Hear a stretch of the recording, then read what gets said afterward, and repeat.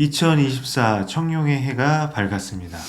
대선 선생님 굉장히 바쁘셨다고 들었어요. 어떻게 지내셨습니까? 제가 이렇게 새로운 곳으로 발령이 나서 조금 적응하느라고 좀 바빴습니다. 네, 대선 선생님이 이제 새로운 곳에 발령이 났다는 소식을 저도 들었는데, 그 속에서 겪는 여러 가지 의미 있는 에피소드 많이 들려주시고요. 교육부에서 어제 날짜로 굉장히 의미 있는 연구 결과, 놀라운 연구 결과가 발표됐다면서요.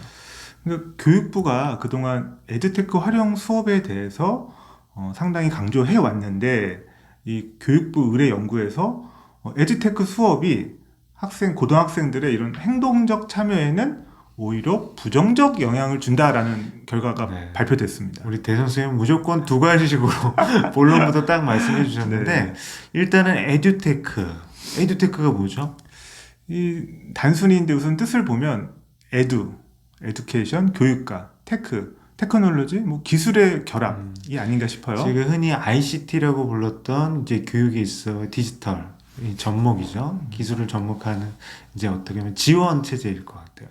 그런 다양한 교육용 서비스, 이제 에듀테크라고 불리면서 이제 코로나 기간 동안 굉장히 강조되었고, 지금 그 에듀테크 기반의 수업들이 많이 이루어지고 있단 말이에요. 그런데 에듀테크가 학생들의 수업 참여, 특히 행동적 참여에 악영향을 끼친다. 이 연구에 좀 개요 좀 설명해 주세요. 그러니까 우선은 이 지난해 6월에서 7월 사이에 이런 전국 고교 1, 2학년 학생 4,340명 그리고 고교 교사 1,211명으로 대상으로 조사를 했다고 합니다.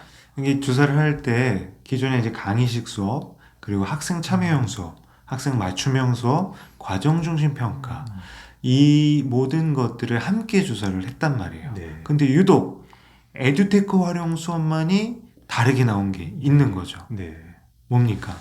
그러니까 이 학생의 행동적 참여에 부정적인 영향을 에듀테크 활용 수업만 줬다라고 합니다. 그 학생들의 수업 참여는 크게 이제 인지적 참여와 행동적 참여로 나눌 수 있어요. 행동적 참여가 뭐죠? 우선은 직접적으로 학생들이 뭔가 발표도 하고 뭐 토론도 하고 어떤 그거에 대한 조사를 한다거나 참여를 하는 걸 뜻할 것 같아요. 놀랍게도 학생 참여형 수업, 학생 맞춤형 수업, 과정 중심 평가의 시행들은 학생들의 행동적인 참여에 긍정적 영향을 끼쳤는데, 에듀테크를 활용한 수업에서는 그 행동적 참여가 오히려 부정적으로 작용했다라는 거잖아요. 그 이유가 뭘까요? 이건 근데 저의 추측인데 이 기술이 이제 좋은 점도 있지만 의존하게 되거나 혹은 우리가 AI 활용하면 거기서 알아서 다 해주잖아요. 그러니까 약간 아이들이 수동적으로 변했던 건 아닐까 이런 생각이 듭니다. 그러니까 저희가 그동안 이제 에듀테크 수업에 대한 약간의 맹신이 있었다라고 이제 교육부 연구진들은 밝히고 있어요. 어떠한 맹신이었습니까? 에듀테크를 활용하면 무엇이 좋다? 학생 맞춤형 수업도 가능하고 학생들이 좀 더 효율적으로 배울 수 있다. 뭐 이런 맹신이 있었던 것 같아요. 그런데 실제로 뚜껑을 열어보니까 에듀테크를 활용했다. 여기서 에듀테크를 활용했다라는 그 수업의 모습들은 어떤 모습들이 생각이 나세요?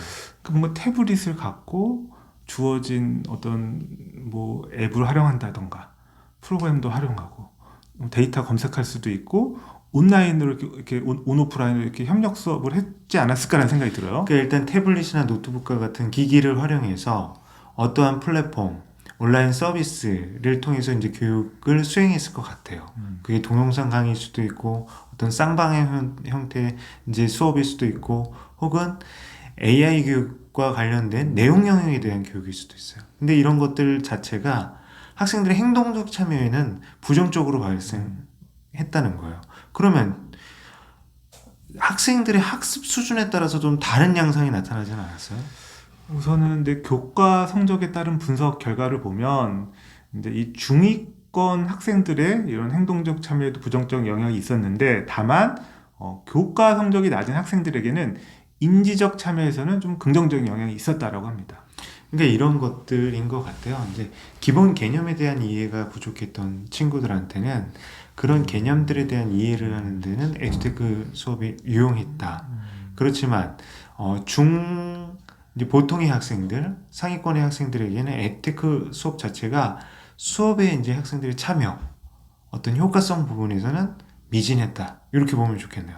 대현 선생님, 이 상황에 대해서 대현 선생님 생각은 어떠세요? 우선 현재 에듀테크 수업이 이제 아직은 좀 미흡한 게 아닌가. 기술적으로나 중위권 이상 학생들한테 뭔가 행동적 참여를 이끌어낼 만한 동기라든가 뭔가 지속적인 뭔가 호기심을 주는 게 좀 부족함이 있었을까라는 생각이 듭니다. 그러니까 저는 이제 두 가지로 보고 싶어요. 이제 현재 이제 고등학교에서 활용되는 에듀테크 수업들을 보면 한 두 가지 양상으로 볼 수 있어요.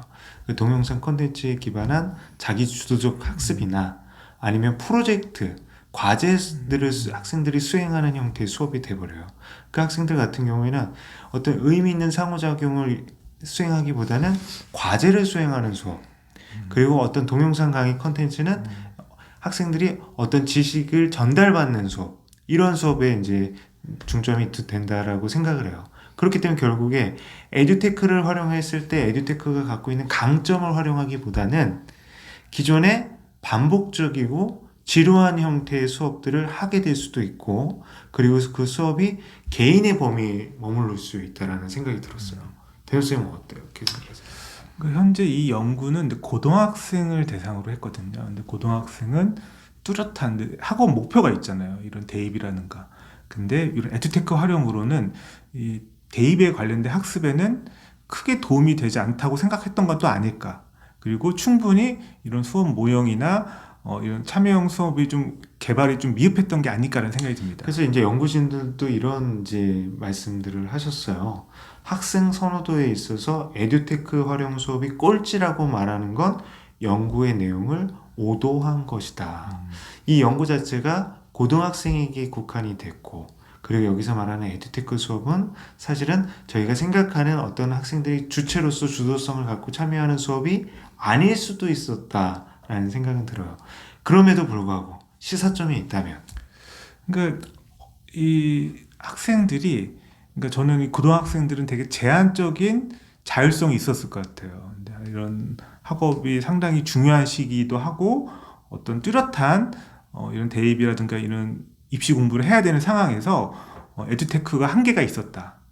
그래서 우리 학생들의 이런 상황에 맞는, 그리고 그 시기에 맞는 적절한 에듀테크 수업 모델이 좀 개발되어야겠다는 생각이 들었습니다. 그러니까 지금 저희가 계속 이제 말씀드리는 게 그거예요. 이제 지금 각 시도에서 개발하고 있는 인공지능 기반 학습 플랫폼들이 갖고 있는 한계예요. 일단 디지털 기기 1인 1디바이스 보급 사업은 굉장히 많은 진전을 이뤘어요. 저희가 근무하고 있는 인천광역시 교육청만 해도 학생 1인당 하나의 노트북이 지급이 되고 있죠. 그 노트북을 갖고 그러면 학생들은 무엇을 할 것인가? 그거에 대해서는 다분히 퀘스천 마크예요. 물론 어떤 좋은 내용의 학습 콘텐츠들이 제공되기도 하지만 저희가 상상하는 이상적인 AI를 활용한 학습은 이루어지는 데는 콘텐츠나 어떤 플랫폼이 부족하다. 어떻게 생각하세요, 선생님? 우선은 저희 자녀들이 딱 그 시기거든요. 학교에서 지금 노트북을 받아왔는데, 근데 사실은 보면 주로 태블릿을 쓰고 있다거나 핸드폰을 많이 쓰고 있고요. 그리고 우리 학생들 역시도 노트북으로 이렇게 하는 게 말씀하신 동영상 중심이라던가, 아직은 뭔가 이걸로 가지고 어떤 학업적인 뭐 이렇게 과정을 걷는 게 좀 쉽지 않은 상황이라는 생각이 들었어요. 그러니까 저희가 이제 사교육 업체에서 운영하는 이제 많은 이제 플랫폼들이 있고, 그리고 동영상 기반의 어떠한 이제 사교육 콘텐츠 제공 업체들이 있어요. 근데 그런 콘텐츠와 그 다음에 각 시도에서 만들고 있는 학습 플랫폼이 있어요. 그리고 또 교육부에서 만들고 EBS에서 만드는 어떤 학습 플랫폼들이 있죠. 이 플랫폼들이 난립하다 보니까 이 속에서 옥석을 가리기도 힘들고, 이제 너무나 많은 메뉴가 있는 거예요. 거기서 이제 고르기도 힘들어요. 그래서 저는 이제 그 말은 저는 정답이라고 생각하거든요. 가장 본질이 무엇인가? 굉장히 단순할 거라고 생각이 돼요. 그래서 제가 백화점식, 나열식 어떤 에듀테크 수업이 아니라 학생들에게 필요한 부분, 예를 들면 수학에서 어떤 것들이 있을까요?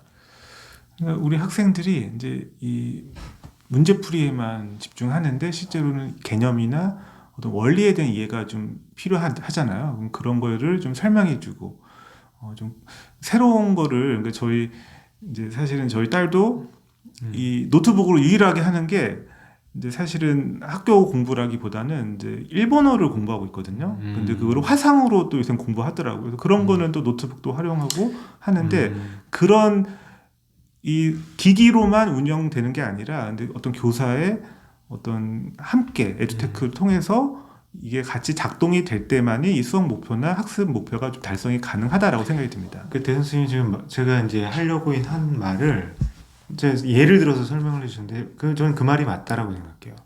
단계적으로 진행되어지는 어떤 코스예요. 그리고 학습자의 수준을 진단하고 그에 맞는 처방을 내려주는 보충학습의 개념에서는 굉장히 강점이 있어요. 그러한 교과가 이제 일종의 수학이죠. 그리고 이제 저희가 지능형 학습 플랫폼들이 갖고 있는 것들 중에 강점이 뭐냐면 이제 어학에 대한 이제 반복 훈련과 학습이에요. 그런 부분은 굉장히 유용하다라는 거죠. 그런데 그렇게 계획적이고 의도된 교육 활동으로서 진행되는 거 외에 학생들한테 노트북을 주고 파워포인트를 만들어라. 이런 식의 수업들은 다분히 학생들이 힘들어할 수밖에 없다. 그리고 어떠한 동영상 콘텐츠를 마치 코스웨어처럼 들어라. 이렇게 하는 거는 학생들의 어떤 수업 참여를 오히려 저해하는 요인이 될 수도 있다. 이런 말씀이신 것 같아요. 대선 선생님이 이제 앞으로 기대하는 이제 에듀테크 활용 수업 어떤 수업 기대하세요? 그 요즘에는 이제 어떤 자꾸 주어지는 거를 이제 지금 콘텐츠를 양을 승부하려고 하는 그런 추세도 있는데 근데 저희는 그 학생들이 학습의 주도성을 갖고 콘텐츠를 만들 수 있게 그리고 그것들을 공유할 수 있게 하는 플랫폼이 근데 전 필요하다. 너무 이상적인 거 아니에요? 이제 프로슈머라는 이런 개념을 도입하신 것 같은데 네. 저는 이제 대선 선생님 말씀하신 게 참 이상적이에요. 네. 그런데 저는 이제 이거죠. 에듀테크가 무조건 좋은 것이다라는 믿음보다는 학생들의 상황과 환경에 맞는 수업의 방식들이 다양하게 활용됐으면 좋겠다. 이제 이런 거죠. 굳이 에듀테크를 활용해서 토론해야 되느냐? 그건 아니라는 거죠. 그렇지만 학생들의 개인의 생각들을 한데 모으는 데는 유용한 툴이 될 수 있다는 거예요. 그러니까 이런 것들이 수업의 상황 속에서 무조건 에듀테크만을 활용한다라기보다는 자연스럽게 이루어질 수 있고 효율적으로 이루어졌으면 좋겠다는 생각을 해봐요. 그래서 저는 에듀테크라는 게 물론 보완제로서 역할을 할 수 있지만 근데 이 학습에 있어서 이 스승과 제자 그리고 같은 동료 학생들 간의 이런 교류 그리고 면대면 그리고 이런 감정적인 소통 역시도 상당히 중요하거든요. 그래서 에듀테크의 맹신 한번 이 기사를 통해서 우리가 한번 고민해 볼 수 있는 기회가 된 것 같습니다.